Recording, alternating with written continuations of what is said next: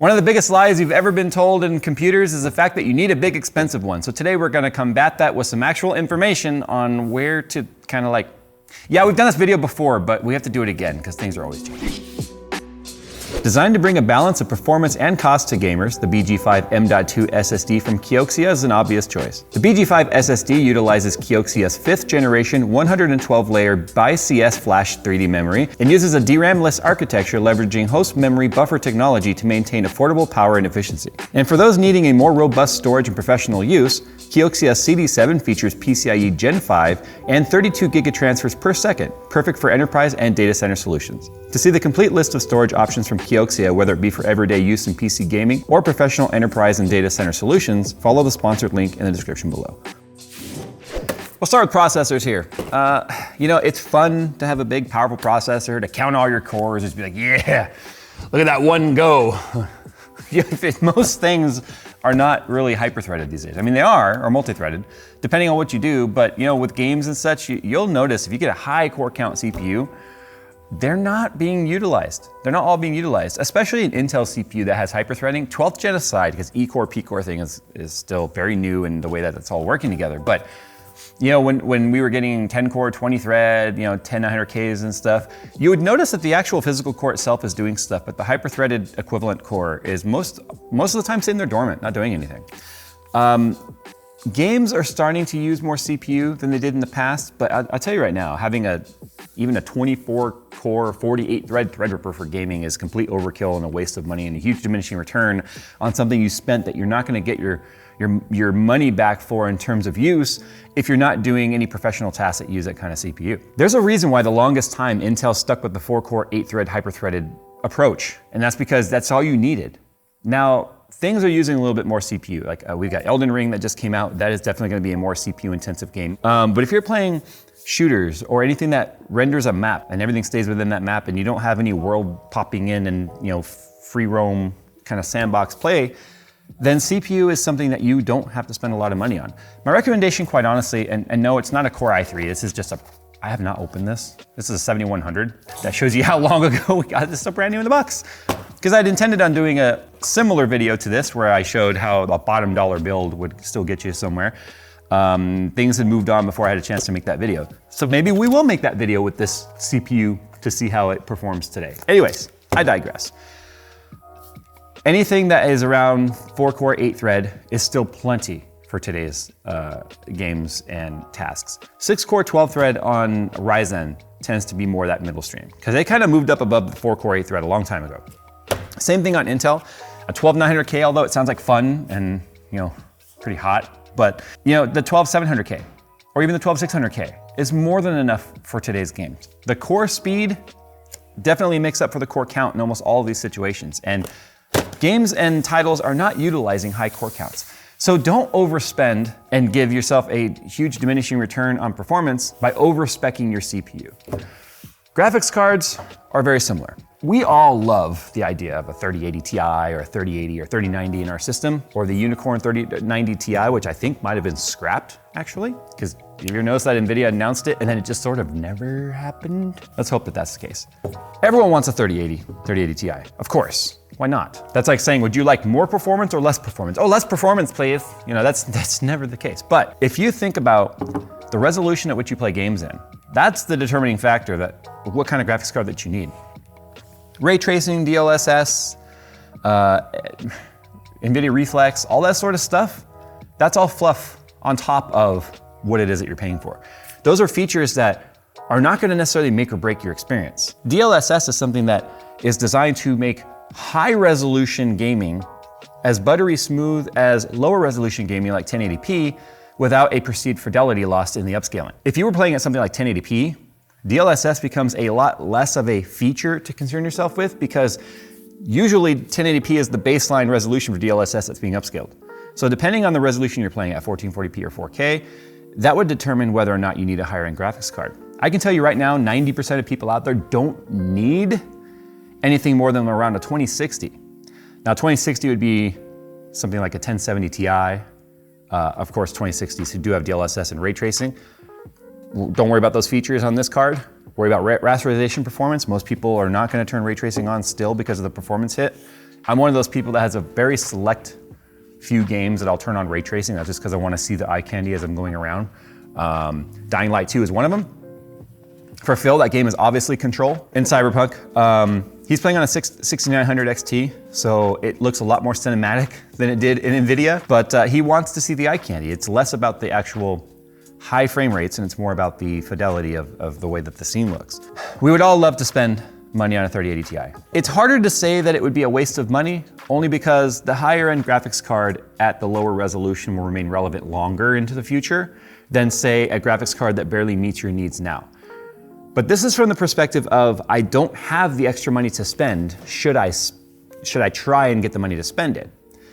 So the graphics card might be the only place it makes sense to overspec a little bit, and that's just about future relevance in terms of being able to maintain that minimum 60 FPS requirement for most people in games at your current resolution longer into the future. The problem is, as graphics card technology and performance scales up, so does the demand of the titles as they come out later on. Like Cyberpunk, I think maybe a lot of people realize, I need to upgrade, because even 1080p was chugging along for many people under 60 FPS because the game was just so demanding. That's an area where it makes sense to spend a little more, but it's also an area it's easy to really overspend. Because if you get yourself a 3080 Ti and then you pair it with a super low-end CPU, the high frame rates are gonna be limited by your CPU unable to draw the frames fast enough. So there's a balancing act that has to happen there. Memory. Y'all remember this stuff? Memory is another one of those areas where companies really started having to make it stand out aesthetically to make people want it.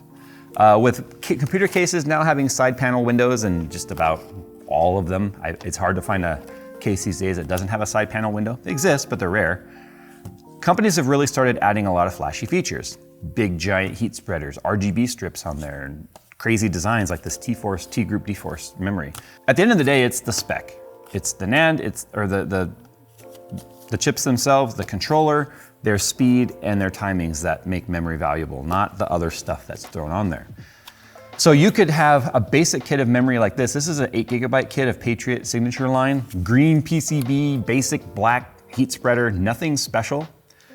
It is only a 2400 megahertz DIMM. This would definitely be a bargain bin type of RAM for today. And I'm not talking about DDR5. I mean, almost everyone's still running DDR4, so it's still very relevant. The memory speed is an area that's also very easy to overspend and get caught up in the hype. 5000 megahertz DIMMs do exist in DDR4. We have 5100 megahertz DIMMs in DDR4 from our Crucial Ballistics. There's only been one CPU I could get that to run at, and that was actually the 11900K, was able to run that speed, because to run that speed, you're overclocking the memory controller built into the CPU. And it's not guaranteed that it will run. I get a lot of emails from people that say, I enable XMP and my system boot loops or crashes and won't post. And then when they send me their specs, it's because they have something like an AMD Ryzen CPU that they're trying to enable 4000 megahertz DIMMs on.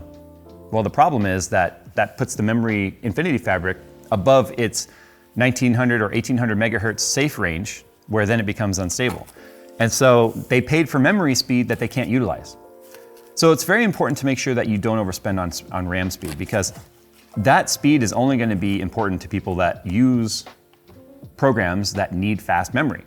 Photoshop, CAD drawings, 3D rendering, video editing, all touch RAM in a different way, but more RAM is more often more important than the speed of the RAM. So I would highly recommend 16 gigabytes, right around 3000 megahertz. That's kind of like the sweet spot. That will just about run on every CPU. I've never had a 3000 or 3200 DIMM kit not be able to run DOCP/XMP settings.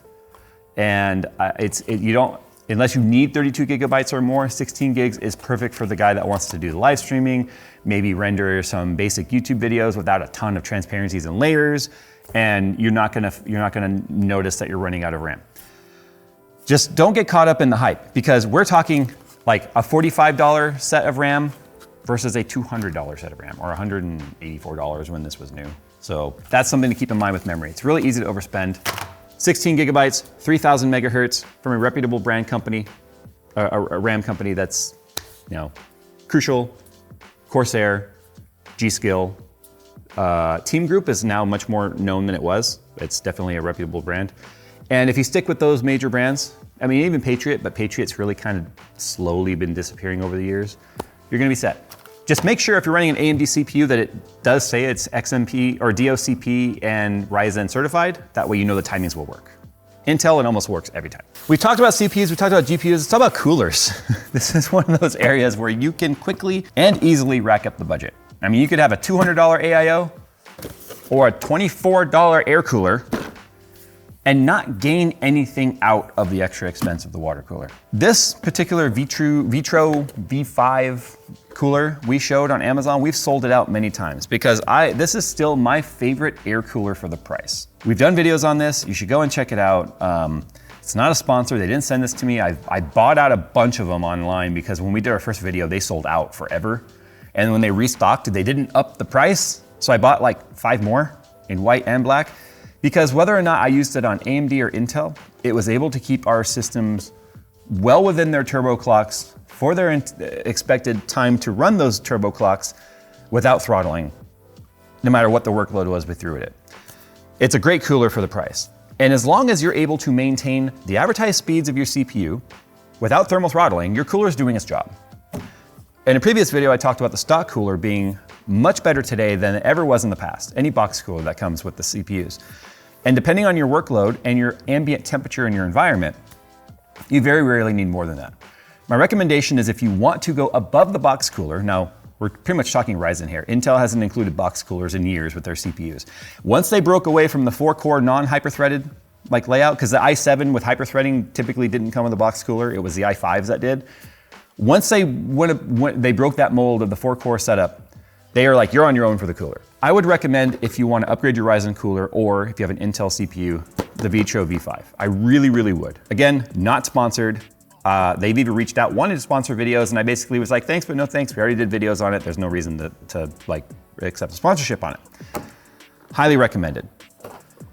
Water coolers and AIOs, going bigger than this makes sense if you want to start overclocking your CPU.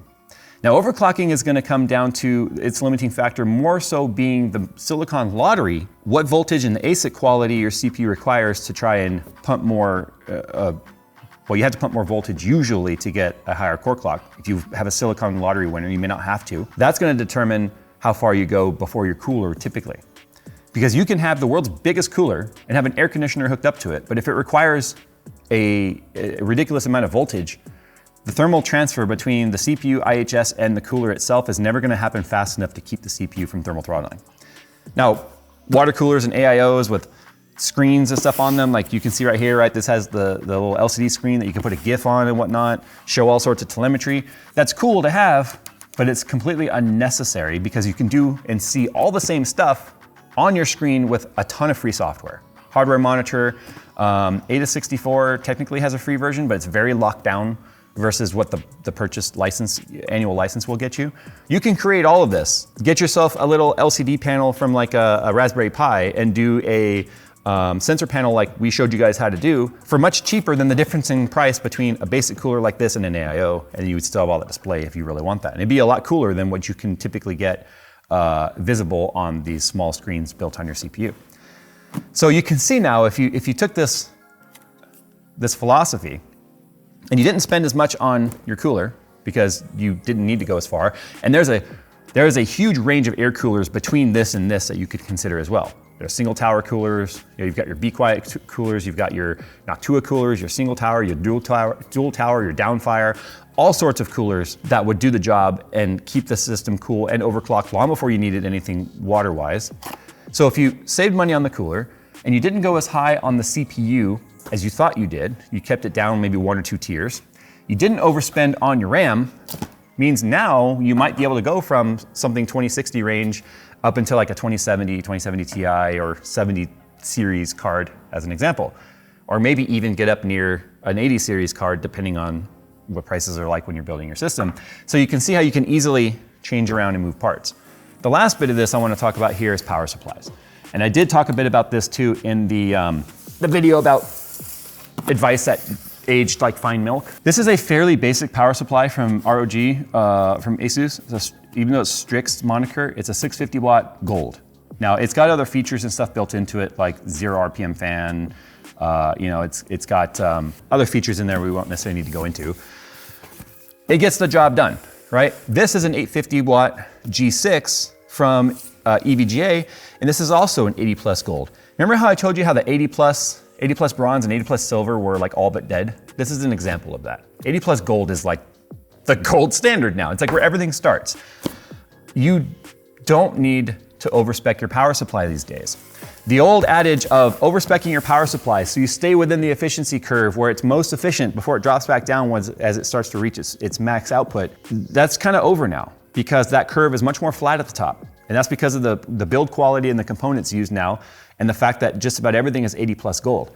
Now you might be inclined to go, well, I want to get a platinum or I want to get a titanium. You pay exponentially more money for those components over anything in the gold rating. And what you're gaining out of it is a potential longer life of the PSU, which means it could survive several upgrades before you need to change it. But I've never had an 80 plus gold power supply die on me before a platinum or titanium. And to be fair, I've never had any gold or platinum power supply die on me, period. I still have ones over there that are sitting at the bottom of my shelf that we've used off and on for 10 years, and they're still running perfectly fine. So it's one of those things where you can easily overspend.